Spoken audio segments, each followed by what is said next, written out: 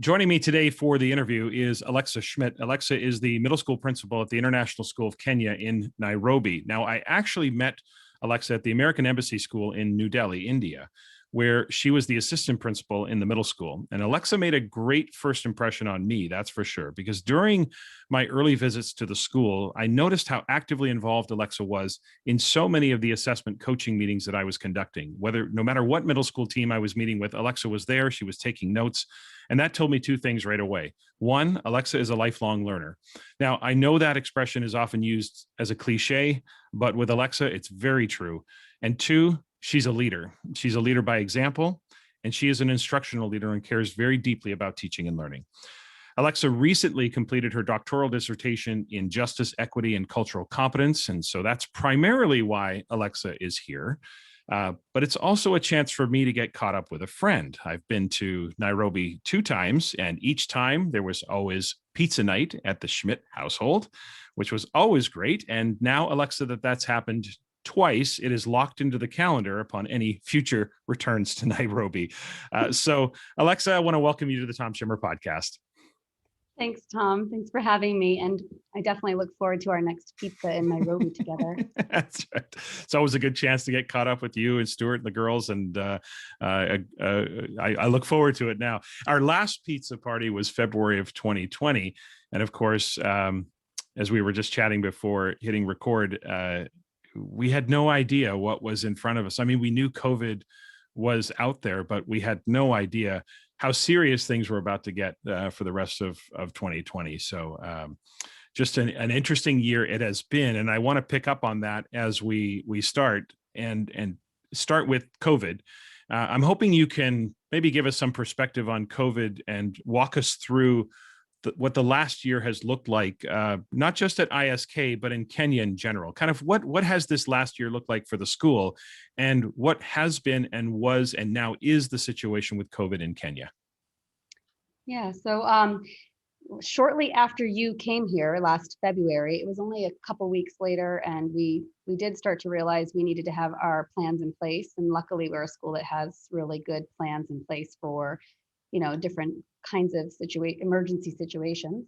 So I think it was March 13th was a Friday before our spring break. And I think that was the first day there was a case in Kenya officially. And at that point, I think the president had gotten on the airwaves and said all schools in Kenya will be shut down. Mm-hmm. And there was curfews put in place, mask mandates, and so on. So we ended up finishing the school year virtual. And didn't do any special extension of the year. Different schools took different options. Unfortunately, many of us were unable to fly home at that time because there were the airports had been closed in Kenya, and so my family, we stayed in Kenya over the summer. But actually, it's a really lovely place to be, and it actually did help with my dissertation work. Mm-hmm. So there were some benefits for us to be able to hunker down comfortably and safely as a family. We postponed the start of our school year, just not sure about both the airports opening as well as what the situation would be with what the government would allow for schools. The president continued to hold that students shouldn't be in school. He at that time had said until January. So we re-entered a school year in distance learning. We kind of rebranded, did some professional learning as a faculty. Really great professional learning to kind of help us with our approach. How do we take our values and philosophy and beliefs around teaching and learning and apply them in this kind of context? Mm-hmm. We were lucky that in October, we brought our 5th, 8th, 11th, and 12th graders back on campus. But that was just by, again, the government of Kenya, what they allowed. Mm-hmm. And January, we welcomed everyone back on campus. We've had a few stragglers here and there, but right now we're at, I don't know how many weeks it is, maybe 8 weeks or so that we've been with everyone back on campus, which has been really lovely. Yeah. And you're in a new building at this point. Last year, listeners, when I was there, the new middle school building was under construction, and now you've moved into a new building. So that certainly must be adding to the excitement of being back on campus for everybody. Yeah, I mean, wasn't enough going on. We thought, why not move into a new building at the same time as welcoming students back on campus? No, it's actually been fantastic. This is it was a purpose-built based on, we were told to dream big, and we did, and we have this gorgeous building that's really been amazing to support our teaching and learning goals. And it also is very COVID compliant, actually. So Yeah, well, we're very that's lucky to be in a new building. oh, that's fantastic. Now, as far as COVID in Kenya in general, obviously, I talked to Tim Stewart last fall, and it's always interesting for international schools because you're often getting the news from the United States or from Canada and from overseas, but you really are under the laws and the governance of the country of Kenya, of course. And so, just can you highlight for us a little bit about just your experience over the last year? And of course, we're not finished with COVID. We know that, but I think a lot of people are feeling somewhat optimistic with the rollout of vaccines, et cetera.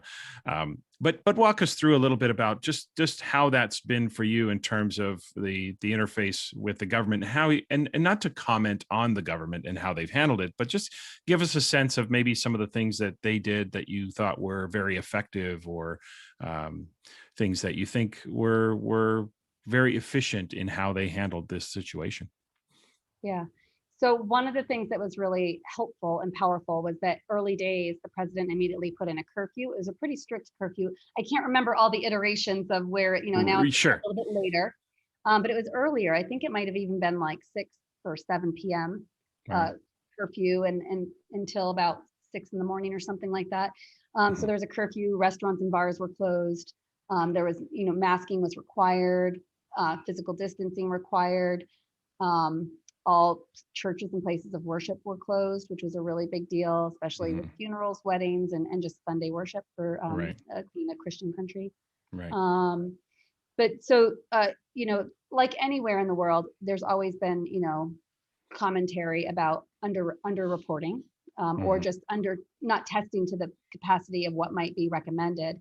But the president, the Minister of Health, the Minister of Education, they've regularly gotten out to communicate with the public and share updates, and really looked at this social responsibility aspect, of really urging we need to look out for our brothers and sisters, and take care of them. It's been really interesting here. One of the aspects of what we've seen in COVID here, especially at least early days, was that a lot of asymptomatic cases.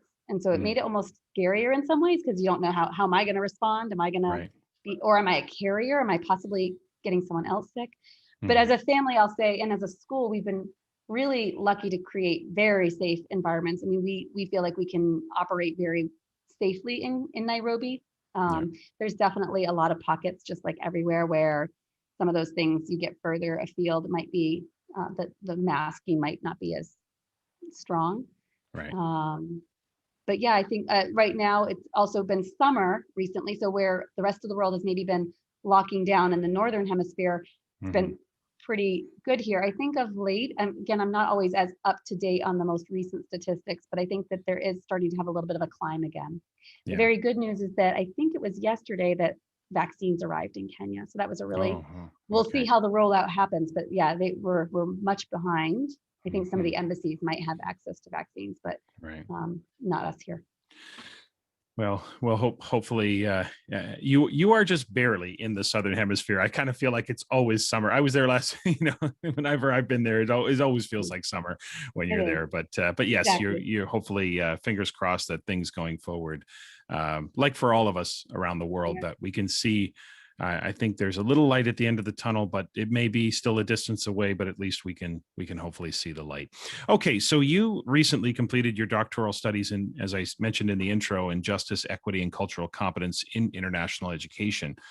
Obviously, that's a very timely topic, but one you likely chose, of course, before 2020. So obviously the relevance of that topic became heightened in the last year. So I have two questions for you, and we'll kind of explore this a little bit. What specifically led you to that topic? And two, what did you find? So originally my topic, I love to nerd out about psychological safety and its impact on organizational learning. So that was my original topic. Felt really comfortable. Loved that, felt I had read a lot in that area. And then it was a few years ago, it was about 3 years ago, I think it was, that I was with Fran Pullman, actually, who was like, you need to change your topic. Your problem of practice at ISK is actually more in this realm, because I think it was about 3 or 4 years ago that we started exploring at ISK. We created a diversity working group. We had some questions and wanted to explore and dive into looking at how are we had 4 different domains. One of them was how is our curriculum preparing students to be global citizens? And in what ways is it culturally relevant pedagogy at play? How are we selecting our resources and so on? A second theme was around how are we nurturing and growing cultural competence amongst our community? Right. A third area was, and how are we supporting our diverse community? Not just saying, check, we have diversity, but like, how are we actually supporting that diversity, especially amongst our students? And then the fourth area was, and what does our staffing look like? In what ways does our staffing mirror our student population, and is it appropriately diverse? Yeah. So my director asked if me and one of my colleagues would co-lead that diversity working group. And so it was work that I was really excited to dive into. And it was very, early days, it was tense. There was people with strong opinions. We were doing a real tough look and looking at different parts of our programming, our staffing, our everything that we were doing. So it was hard work. So then again, coming back to that conversation, I was consulting with Fran around psychological safety. She was like, why are you talking to me about this?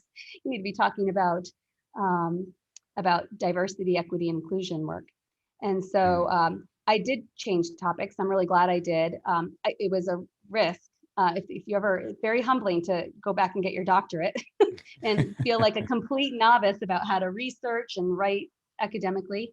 And in particular for me, changing my topic to this, I didn't feel like I was as well read as I should be at that point. So I really felt like I was out of my league in that area. But I did, as you do when you're doing your doctorate, you read everything you can get your hands on, and read a lot and really enjoyed it. So it's something that I've cared a lot about, both in my own personal practice, as well as it was something that I was working on, to support ISK's growth and development. And so as I was further refining my research questions and what I wanted to specifically explore during my doctoral studies, it really was working on a couple of assumptions. One is that we make a lot of assumptions about international educators. I think we often think, oh, they live internationally, they must be culturally competent. And I think the reality is I could very much keep myself in just a little bubble here. Yeah. I could very much just interact with people who look like me, speak like me, think like me, just like I could if I was in any community in the world. Right. And it takes work, and it takes intention to whenever you want to break out of that kind of mold. I think a second assumption was just this idea. I think that it's very common in international, or a challenge in international schools, is if you're really trying to teach an international curriculum, then especially if you happen to have a more what we follow the U.S. standards, for example, that when we highlight issues, for example, like Black Lives Matter, oh, that's just an American problem, and actually it's really not. It is a global. There are global trends that we're seeing in activism and happening with that, but talking about things like race and racism is not just an American problem, right? And so my assumption going into the research was that leaders matter, that what a leader focuses on matters, and leaders who make time for cultural competence and nurturing that and engaging in that in their communities can really impact the work that a school does. And so I was specifically wanted to explore that with heads of school. So we I think instinctively know that leadership matters and leadership makes a difference. But let me ask you, why? Why does leadership make such a difference? What did you find? Like, what was the specifics around that? So I think the couple of things that I was really interested in looking at is or some of the things that I also found, well, how we model cultural competence and inclusive behaviors. How are we prioritizing? And it was super interesting. Some of my participants in my study talked about, I'm the head of the school, and I got my doctoral studies in this, and yet I'm still not prioritizing it. Isn't that, I'm still having a hard time prioritizing. It never seems to rise to the top of, if you're trying to have 1, 2, or 3 areas of focus as a school each year. I did specifically look at things like social justice leadership in terms of like what my constructs that I studied, social justice leadership, cultural competent leadership, inclusive leadership. And those are some of the questions that I was exploring with the heads of school when we were doing our interviews. In what ways have you demonstrated this? Because that's also going to show what you value. Mhm. It's how you choose to spend your time. It's the lens when you come into spaces and meetings and conversations and learning together that Mhm. you'll bring to the table.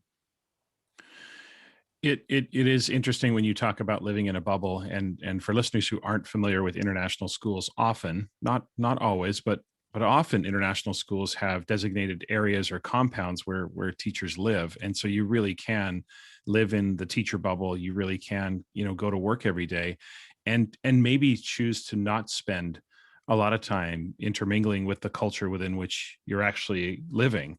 And so you really do, even when you're working overseas. In my small experience of working with schools overseas, you really do have to kind of force yourself to, obviously in certain countries you have to be safe and you have to be wise about what you do, but at the same time, you really do have to force yourself to get out there and really experience the culture so that you get the full depth and breadth of that experience. Last week, I opened the podcast with the topic of introspection illusion, which is a term psychologist Emily Pronin uses to describe the fact that we're not always the best judge of ourselves. We have these blind spots, if you will. So, and one of the reasons we have these blind spots is because we all have certain biases, right? So, how do we become aware when it comes to, say, cultural equity or racial bias? How do we become more aware of our biases, and how do we confront them? What's the way that we confront those biases, especially in an international setting? This one's a real hard one. Because our own hidden bias, especially if it's a hidden bias that we're not Right. really even aware of, it's really hard to even, how do you put up a mirror to see something that you don't want to see or that you are Mhm. having a hard time seeing about yourself? Right. I think one of the keys is really that you do, I believe strongly in regular reflection. I think you need to reading and really putting that critical eye to yourself is really important. Um, I thought like in this particular area, I know that one of the books I read early on was White Fragility by Robin DiAngelo. It's a really good one. And it's actually a great introduction because that is a very common first response that we see when people are trying to examine self and possible hidden biases. Is we do sometimes get defensive. Well, no, I'm not racist. Especially if we want to define it in binary terms between racist, not racist, instead of Right. really looking at there's a spectrum, right? Mhm. Um, so I think, having that open heart to really want to do some self-exploration and reading and learning and really taking that time to do kind of a self-audit. I think of, Mhm. do you know the Johari window? No. Have you ever heard of the Johari? So the Johari window is like what's known to yourself, what's known to others, unknown to yourself, and unknown to others. And it talks about the blind spot being what others know about you that you don't know about yourself. Mm. And we talk about that a lot, me and a couple of my colleagues. How do we help raise our awareness about our blind spot, about that Right. place that others can see in me that I don't see in myself? And Right. in particular, those things that might be not as flattering or desirable. Yeah. Um, yeah, I think one of the things I think also I really value is having accountability thinking partnerships, people who Yeah. will share critical feedback with me, and or just continue to share new ideas and push my thinking and new perspectives. So I think Yeah. that idea that we're open to hearing a different perspective and we're not fixed where we are is Yeah. really important. It, the charge of racist is top one or two in terms of horrific charges that can be leveled against anyone, and yet we we continue to take things so personally. And I think that sounds to me like one of the keys is to understand that if you haven't been discriminatory, and if you know that you haven't acted willfully in a way that has been derogatory towards someone else, then the work around anti-racism is more about systems and structures, and more about the way that systems operate within our organizations. And it isn't personal. It isn't that and I remember my conversation with Anthony Muhammad, saying to me, like, you didn't do it, so why are you taking it so personally, right? He wasn't saying that at me, but he was just saying that you weren't being discriminatory toward people. So why are you taking it so personally? And it's really hard to get people past that level of emotion, isn't it? Like you were talking earlier about some of the conversations you had and how they could be very intense and people get very defensive about it. So I don't know what the answer is for how we confront that, but or how we diffuse that intensity in that conversation. But it's something that we definitely need to address, don't we? Yeah, Yeah. absolutely. Yeah. And I think, sometimes it's even the more subtle microaggressions, though, that can be the most harmful. My Hmm. intention is not to be um, harmful or racist, for example, but I might have an impact. I might have, again, with that blind spot, or, Yeah. part of my learning and unlearning about, history and systems and everything. I might Right. have done something or said something that has a negative impact. And so I Hmm. still have a responsibility to fix that. And Of yeah, course. Yeah, some of these things have not happened willfully. They've just happened through conditioning, just through the systems yes, that we've grown up in. And I absolutely. think that Absolutely. just not taking it so personally, uh, in most cases, is I think part of the answer for how we move forward on that. Culturally, obviously, one of the big parts of the work is culturally relevant and responsive pedagogy. And that's the cornerstone of what's necessary in terms of the transformations within the schools. So, what does that, from your perspective, generally look like? How do we get there in an international school setting?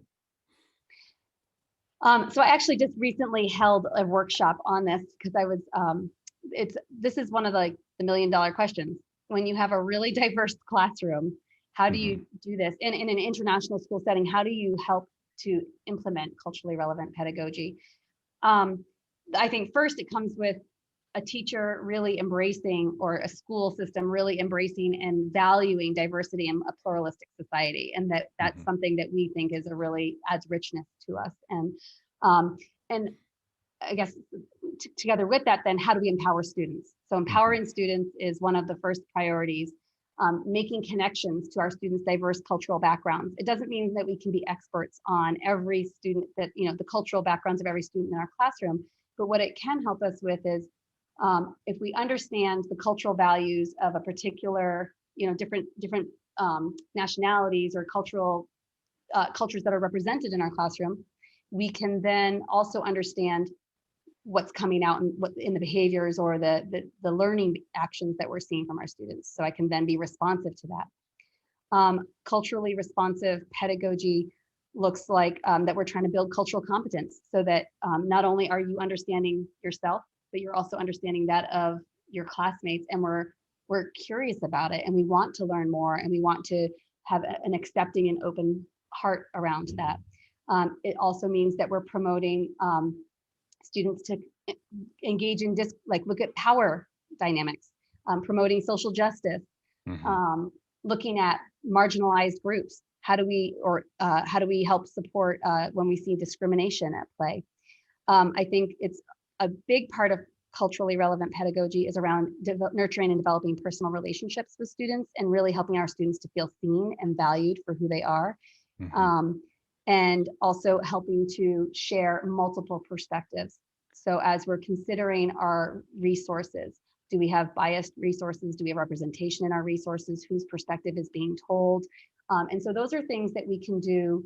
It doesn't mean that I'm going to hit, if I have 15 different nationalities or, cultural backgrounds in my classroom, that I'm going to hit representation on every single student. But I'm going to be really mindful that I'm not only showing a North American white girl in all of my picture books or my story problems for math or Right. otherwise. It Right. also means that maybe I'll consider, okay, I'm in my science class, I'm going to look at using local data in this our host country context. Or maybe it means in my math class, when I share, we're working on fractions, I might share a social justice problem that's relevant in some other random part of the world that maybe I know that some of my students connect with if I have a large population from that area. Hmm. Um, One of the things that we've really focused on in our middle school here, I can speak about my realm of influence and how we've tried to start Sure. looking at that. A couple things. One is we've done a major overhaul of our humanities program in the last couple of years. And actually that's been really exciting. A lot of work, but really exciting, where we blend social studies and English language arts together. And it's really an integrated, blended approach, looking at helping to support students develop a conceptual understanding amongst different themes. And instead of focusing on World War II and World War I and all, different historical specifics, we're looking at making connections. So an example, the 8th grade in Q2 did the transatlantic slave trade. So they looked at racism over time. They made parallels to today and Black Lives Matter. And then as the students were doing a project, not focusing on the product of that project, but it was actually doing research in, they were funneled into an area, a focus area for the project, but they had choice embedded within that. What are you curious to learn more about? And making those connections from history to today, and kind of taking that social justice approach with it as well. Another thing that we've done, so there's a couple things that have kind of collided this year that have been really exciting to see. Also, our kids feeling truly empowered, both to feel like they can be themselves and advocate for themselves, but also raising their awareness for themselves and others. We also implemented a social justice advisory program this year. So we have our advisory program. It has multiple goals, but 1 day a week, we're also really trying to make sure that we have time to take a social justice approach with our students. So for example, in the first semester, we focused on race and racism. This semester, it started off with the light topic of sexism. But our kids are, and our students are developing those lessons for their classmates. We have a social justice club, so it's really powerful. Yeah. They're well, I know the students would, sometimes putting it in the hands of the students, right, to confront these, like you say, these fluffy topics of racism and sexism. They're really digging into it. It is interesting to think about for me when I, the classrooms I've been in, the schools I've been in, they are so culturally diverse that I wonder sometimes, and I want to know your perspective on this. I think sometimes we on the one hand need to be actively creating and curating resources that are culturally diverse and different perspectives.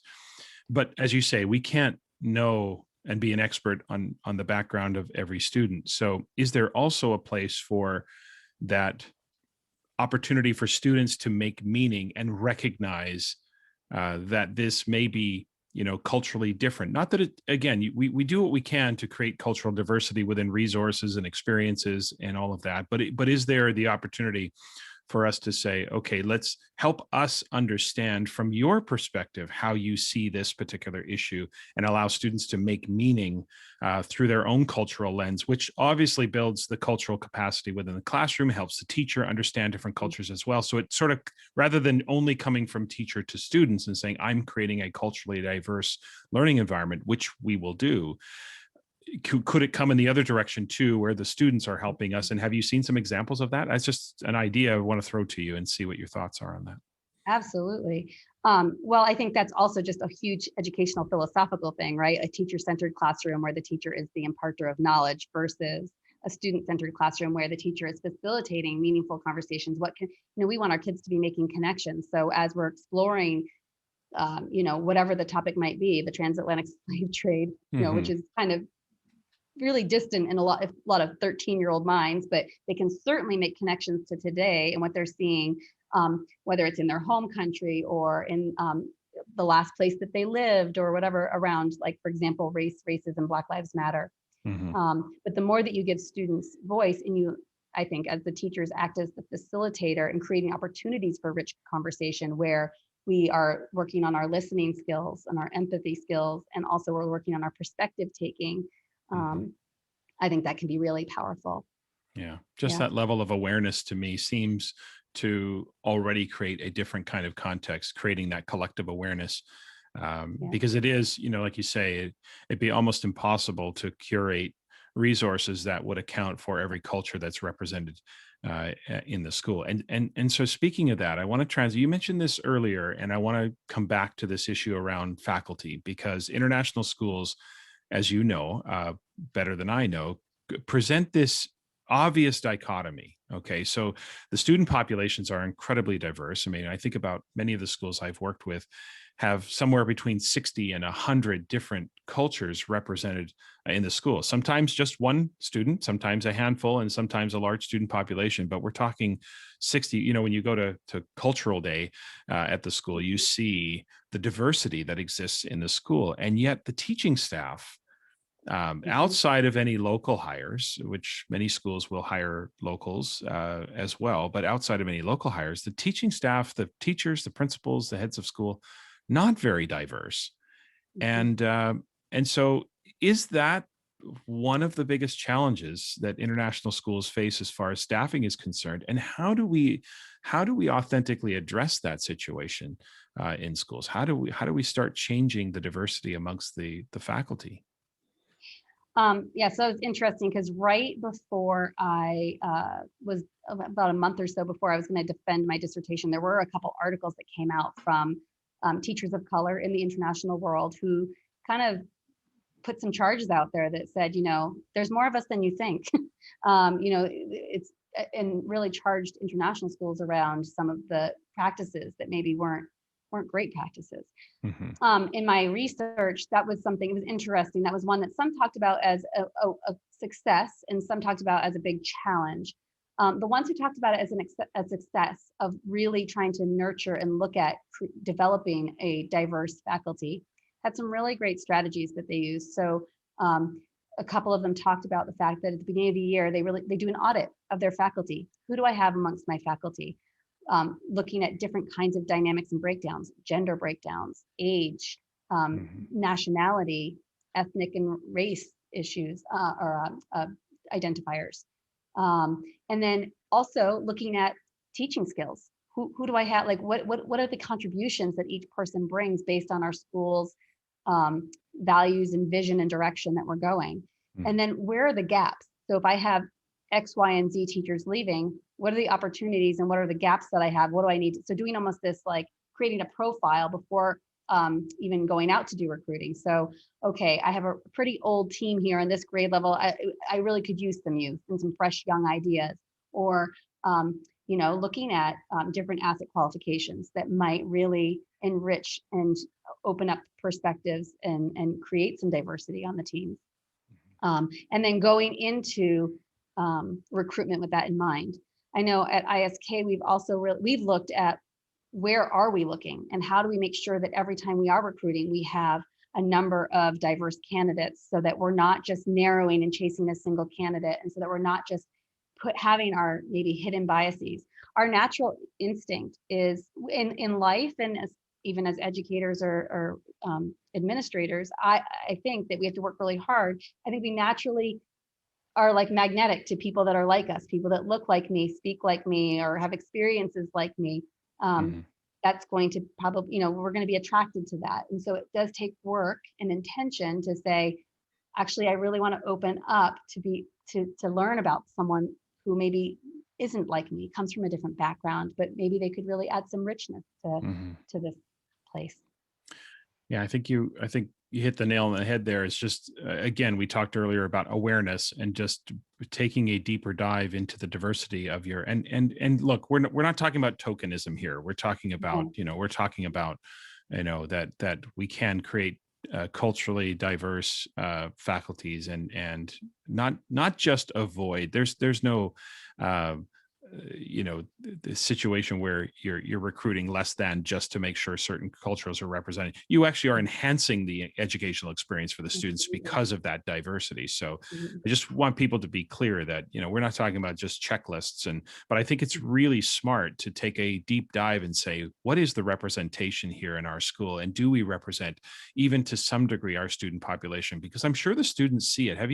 Have students ever, in your conversation, I know I'm throwing you a curveball here, but has that ever come up with students where in all of the conversations you've had in the school about cultural diversity amongst the students, have they ever said, but our teachers aren't very diverse? Has that ever come up in conversation? Yes. It has. Okay. All Definitely. right. Yeah. In fact, we had a group of students, a student equity committee that developed in the high school. And you want to talk about the world is in good hands, because this is a real impressive group of students. Hmm. They actually were sharing with us some of their feedback about both the curriculum, about our staffing, asking if they could have a role in the recruitment process. So we've actually done some forward thinking for next year as well about how can we sometimes in the international schools, recruitment can be really fast. It can happen in a short time. So how can we make sure that we have multiple layers to get multiple Hmm. perspectives in? So it's not just me and my potential ideas around someone being a fit or not, but I'm also having lots of other eyes and perspectives on that, but also getting student voice in. That's so important. And I think we found a pretty good way to do that for next year. So we're really excited to roll out bringing students into that process. But yeah, I think that does matter, and it makes a difference to students. They've commented on that. Yeah, I'm not surprised that they have commented on that, because I could see that for students, because of hearing so much around the world about the importance of cultural diversity, and then right in front of them. And again, that's not to disparage the people that are there and that are working hard in all of the international schools. It's just a fact that the school, the staff, the faculty, not very diverse. And I can see long term that being something that really has to be, and maybe in the short term that can be reconciled, but certainly in the long term, something to address. Go ahead. One of the things that we have been doing over the last several years, so that at bare minimum, no matter what the identifiers of any of our candidates that we're talking to potentially to join ISK have, we want to make sure that bare minimum everyone is a culturally competent educator to some extent, that they are working to grow as in their cultural competence. They are paying attention to how they're teaching, why and what they're teaching. And so we've actually added some questions into our and every year we're reviewing them. We've added some questions into our interview protocol. So even if we do have what might look like a stereotypical white North American male teacher joining our faculty, that doesn't mean that he's, he's all bad. Not all white, Yeah. Hopefully, we've also asked them some critical and intensive questions around in what ways they do pay attention to the students in the room, and they help their students feel fully seen, and that they are honoring the diversity and considering that in their teaching pedagogy as well. And so actually, we have some teachers that have brought on board that might not meet some of the what we might talk about like as the superficial identifiers around diversity, but are actually these social justice warriors just doing some phenomenal work that students feel like I have an ally there. I have someone who is going to broaden my mind and teach me something. Yeah. It's such a simple strategy to ask the question, right, in the interview. A parallel to that, I often when I work with schools, people say, well, Tom, when we develop these assessment policies, how do we make sure that new faculty coming in will ask the question, ask them about their assessment practices, ask them about how they grade, ask them about how they give feedback. And the same parallel here with cultural competence is, ask the questions about the work they've done in the past, or the things they're working on now, and what they recognize in themselves, and to find out, because if that is the mission of the school, you have to know that person's going to be a good fit for you. And I want to pivot to this thoughts around, or this idea of attrition and faculty in international schools, because a fairly ubiquitous issue that international schools deal with is attrition. It seems like every school that I work with is always dealing with a pretty significant number of teacher turnover in the school. It's not always a massive number, but it's enough to notice, and it's enough to have to account for. So I'm wondering, from your perspective, how do you create, you're a principal and in a middle school, and so how do you create continuity?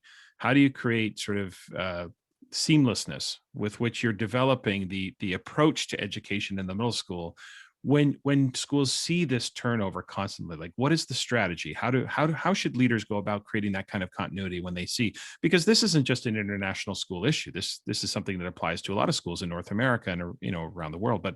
But how do we create continuity when you have such high staff turnover? Well, so one of the things, we are really lucky here. We actually have a lower turnover than I think a lot of schools. It's for a variety of reasons. Sometimes it's the makeup of your overseas hires versus your local hires. And there's of course pros and cons to turnover. Sometimes turnover, it brings in great fresh new ideas and perspectives that helps us to grow in those just right spaces. But it also, you're right, constantly having to work on how do we create stability and alignment as we approach student learning. I think there's a couple things. I think in any school, you have to, every single year, there's certain things as a matter of practice you're going to have to do every year to make sure that we are all checking in. Is this still what we believe? What do we believe? How are we approaching students? where do we stand? You know, every time that we come up to report cards, for example, even if we've had very little turnover, we take time as a faculty to make sure we're reviewing what is the purpose of the report card. How do we want to philosophically approach our comments? We want them to be strength-based. We certainly don't want to deprive students of quality feedback in the report card comment, or constructive feedback to grow and improve, but we also want to see that child through a strength-based lens. So that's just one example of something that every year we need to make time for that. Right now, we're doing some really exciting work with some values work that Greg James is leading out in our community, where we're all trying to come together around what are the implicit values of this community and what are the beliefs that we have associated with that, with learning. And I'm really excited about where this work will go, because it'll really even further ground us so that when we do bring new people on board, that hopefully if we are doing things right, that we are constantly referring back to, well, at ISK, we value equity and justice.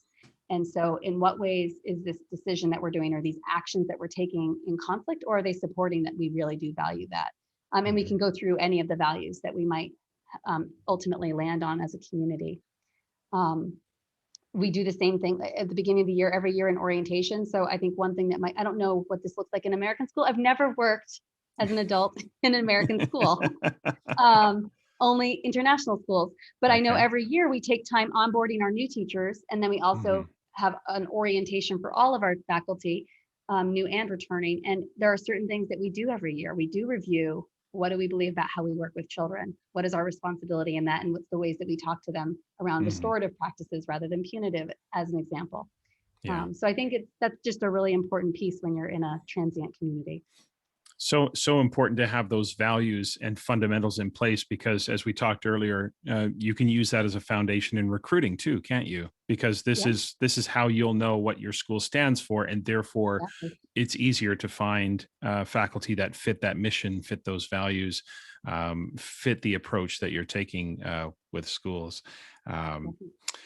So I want to continue this thread of international. I don't think I knew that about you. I don't think I knew that you had never worked in an American school. I did not know that. Actually worked. I worked as a substitute teacher in an American school, and I worked as a paraprofessional in special education while I was getting my degree.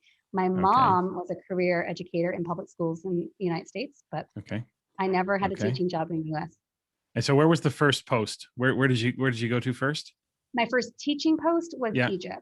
Egypt, that's what I thought. Okay, I knew you'd worked in Egypt. I didn't realize that was your first. So Egypt, and then India, and now Kenya. Okay.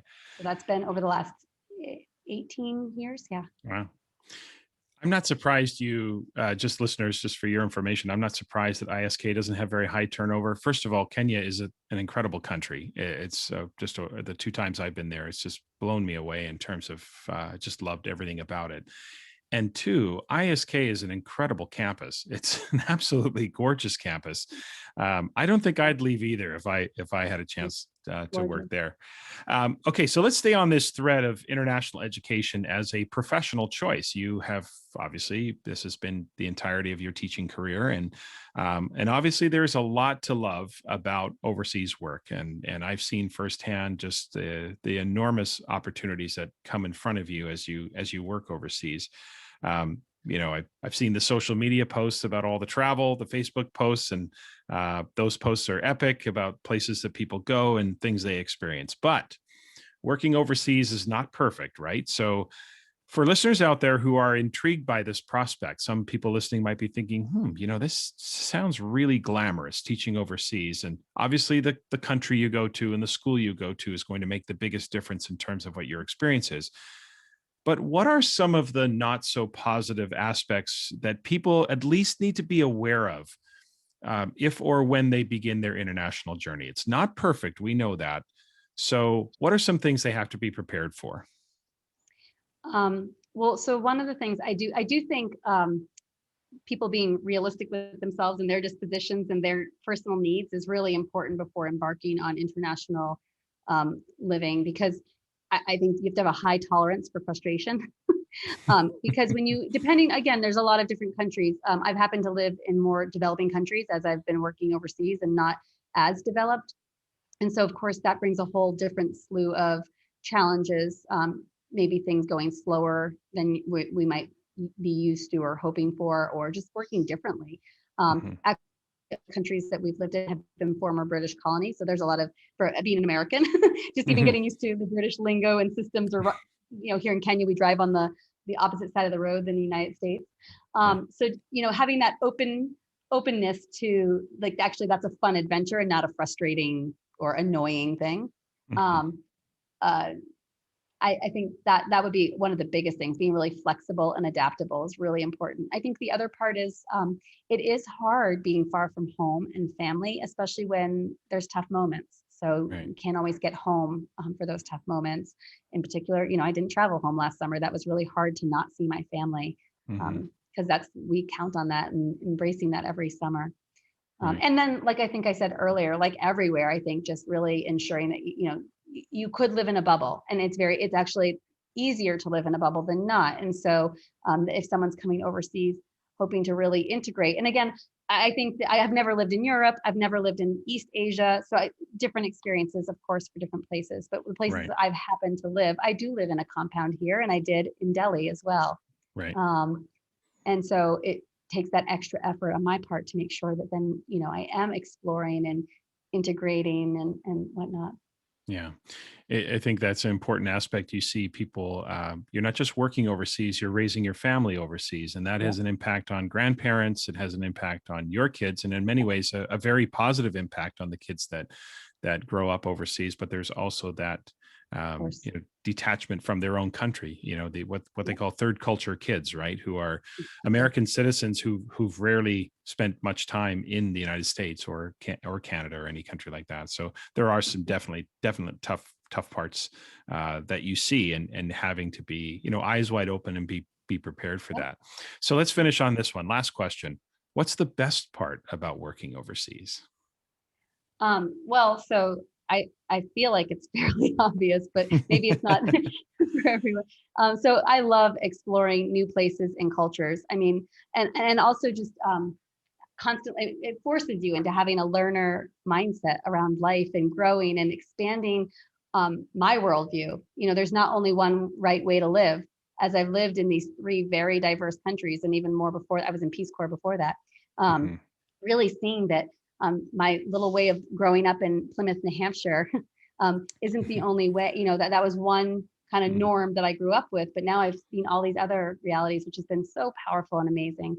And again, raising a family has been really powerful as well, to see how my girls see the world. And they, love spicy foods. When they started eating foods, they were in India, and so spicy food, like there's no food unless it's spicy food. And then finally, I think I would say the professional growth. I think one of the things that's really rich is that, I have had the opportunity to work in multiple schools. And also because of that turnover, I've met, hundreds of educators that have, made me a better educator as I get to learn from them. And they bring new ideas that maybe if I was in a little bit more stagnant situation, it might be a little harder to continue to expand my own thinking on things in the same way. Yeah. It is I said to Tim in October, I said, had I known this was a thing back in the early 90s, I probably would have been I didn't even know these schools existed. That's how naive I was to the international school world. And certainly in recent years, the international school world has expanded. I think in the early 90s, it wasn't as robust as it is now, but certainly the advantages, part of the challenge for North Americans in traveling is it costs a lot of money to get to the other side of the world. So when you're working on the other side of the world, as we might fly from Seattle to Dallas or say Boston to Los Angeles, you can be in the Middle East, you can be in different parts of Europe. It's a totally different experience, and obviously the travel options for sure are wonderful. So, Alexa, this has been great. I really appreciate your perspective. We're going to finish.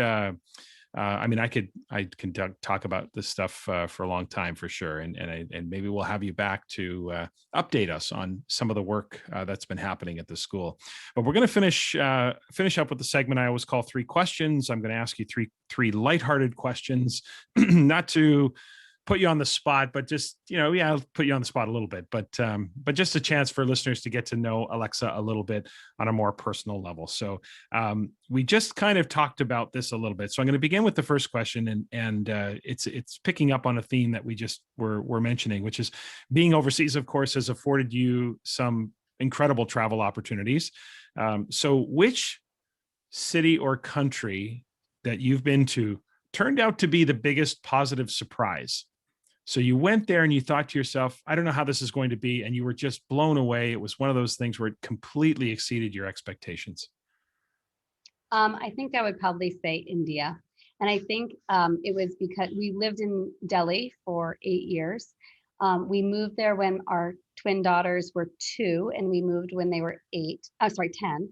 And I started there as a middle school math teacher and moved into the role of assistant principal. And I think the combination of the school and the amazing learning that happened I was amongst giants for leaders. I was really lucky to have so many amazing leaders and educator mentors. So professionally, I grew so much. Personally, it also impacted me. I think there's a lot about where a school is and the culture it's situated in, and how that can also impact what teaching and learning looks like in the community. India is a fascinating place. We were real nervous going there because it's, gosh, it's big and busy and crowded and polluted. And we actually were like starstruck with the magic of the place. It was a really neat place. Yeah.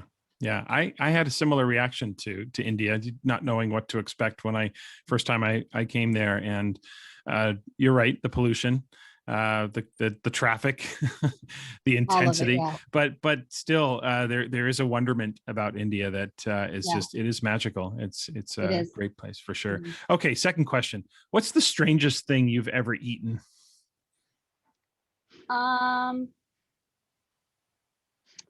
When I was in Peace Corps, you just do a lot of weird things, I think, when you're in Peace Corps. Do and eat a lot of weird things. But maybe it's not the strangest thing, but I really did fall in love with a lot of the local cuisine. And so like I would eat these little, when I first moved there, I thought it was the grossest thing I could have ever smelled. It was just so powerful. These little small fish called kapenta, and they fry them up in oil and salt. But then also I graduated myself onto bigger fish, and you eat the head and it's all crunchy. The brains and everything comes in, kind of gross. But and then also frying up fried caterpillars was another big one. That wasn't my favorite, actually, to be honest with you. I didn't really like fried caterpillars, but I did try them because I believe in trying everything once. Yeah. Well, the question wasn't what's your favorite. The question was what's the strangest. Yes. Okay. Last question. What is your fondest childhood memory?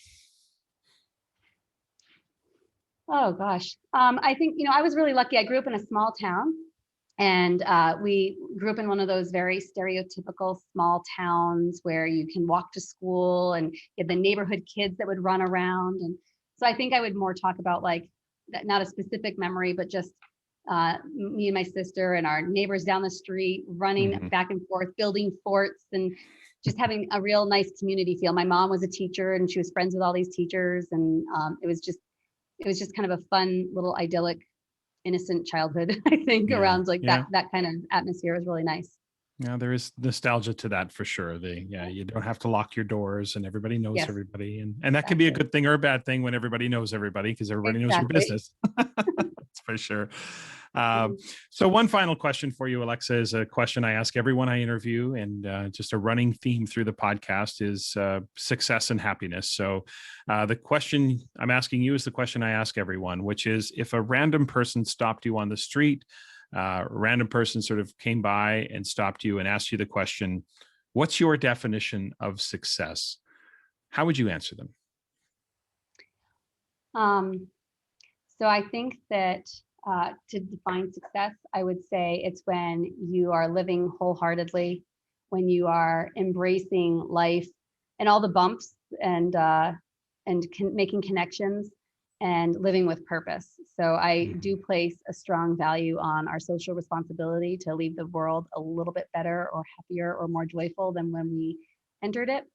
And I think that happens when we're following our passions, when we're making connections and spreading love. Yeah. I love that social responsibility lens and leaving the world a better place than we found it. I think that's a great place to finish up today. Alexa, again, I can't thank you enough for being here. Listeners, you can follow Alexa on Twitter. Her Twitter handle is at Teach Schmid, so at TEACH That's on Twitter. Now, Alexa doesn't tweet a lot, and but when she does, you're going to get one of two things. You're going to get very thoughtful content from Alexa, or you're going to get some insight into what's happening at the ISK middle school, that's for sure, or ISK in general. So good content. She doesn't tweet a lot, but when she does tweet, it's definitely worth paying attention to. Alexa also has a blog that I'm going to make sure I get this right. And again, as we were talking earlier, Alexa doesn't blog as much as she would like to or often, but she's been a little busy with her dissertation. So we'll forgive you, Alexa.